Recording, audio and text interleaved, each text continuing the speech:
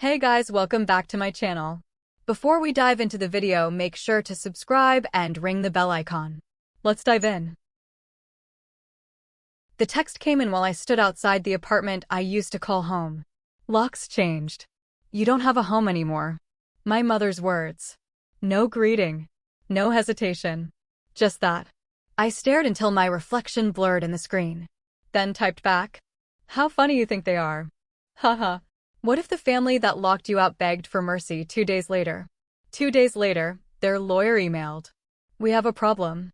Call immediately. I smiled. By then, the problem wasn't mine. You never notice betrayal as it happens.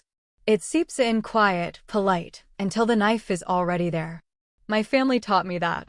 They didn't shout when they cut me out. They whispered. Planned. Smiled through it. It started when Dad died. Suddenly, I wasn't the son. I was the threat. Mother moved fast. Switched accounts. Sold assets. Changed locks. My younger brother, Daniel, followed her lead. They called it restructuring. I called it inheritance theft. But I didn't fight back. Not yet. Have you ever been erased from your own life by the people who raised you? You don't attack people like them with rage. You let them build the noose themselves. I used to think family meant loyalty. That was my mistake. When Dad was alive, I handled his business. Logistics. Contracts. Expansion. He trusted me. After he passed, I assumed they would too. I remember the day they came with their new plan. Mom smiled like offering tea, not betrayal. We think it's better if you take time off. Grieve. We'll handle things. I looked at Daniel. He couldn't meet my eyes. That's when I knew. The meeting wasn't discussion. It was removal. Still, I played along. Signed what they handed me. Pretended not to notice the forged date on Dad's last directive. Pretended not to care when my key stopped working. Pretended I wasn't watching. 3 months later, I saw the first transfer. $480,000 from Dad's estate fund into a shell account under Daniel's name. Linked to Mom's new consulting firm. They thought I wouldn't check. They forgot I built those systems. It didn't hurt at first. Just data. Patterns. Numbers. Until I saw Dad's name on a falsified signature form. That's when the pain became personal. Not because of the money. Because they'd rewritten him. Turned his trust into a weapon against me. I didn't sleep that night. But by dawn, I had a plan. When betrayed by blood, the only revenge that counts is silence. No confrontation.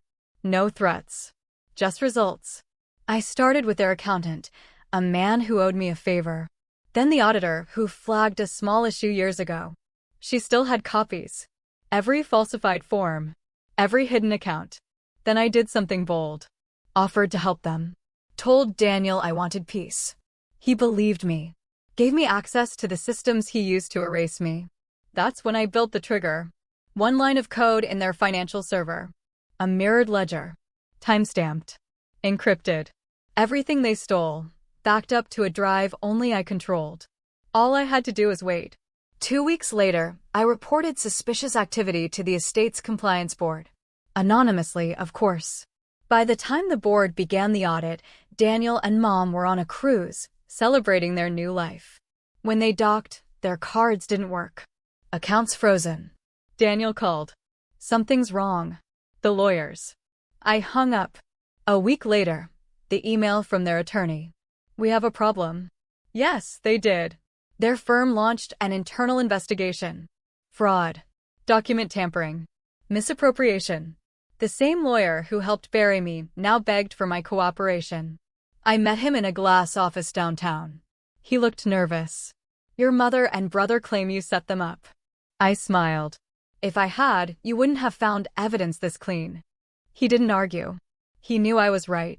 3 months later, they stood before a judge. Pale. Desperate. Humiliated. Their lawyer asked me to testify in good faith. I did. Calmly. Precisely. Every fact. Every date. Every signature. Mom avoided my eyes.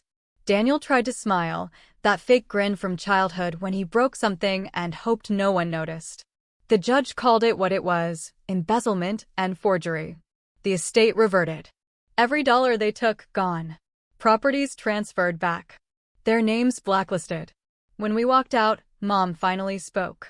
"You've destroyed this family." I met her gaze. "No. I just showed you what you built." The next morning, I changed my number. Moved into a new apartment. Smaller. Simpler. But quiet. I unpacked one box. Dad's old watch. And the letter he wrote years ago. He'd said, "Never fight for what's yours. Just make sure no one forgets who it belonged to." I didn't. So when people ask if I miss them, I just smile. Because the truth is, I finally do have a home again. And the locks? They're mine now.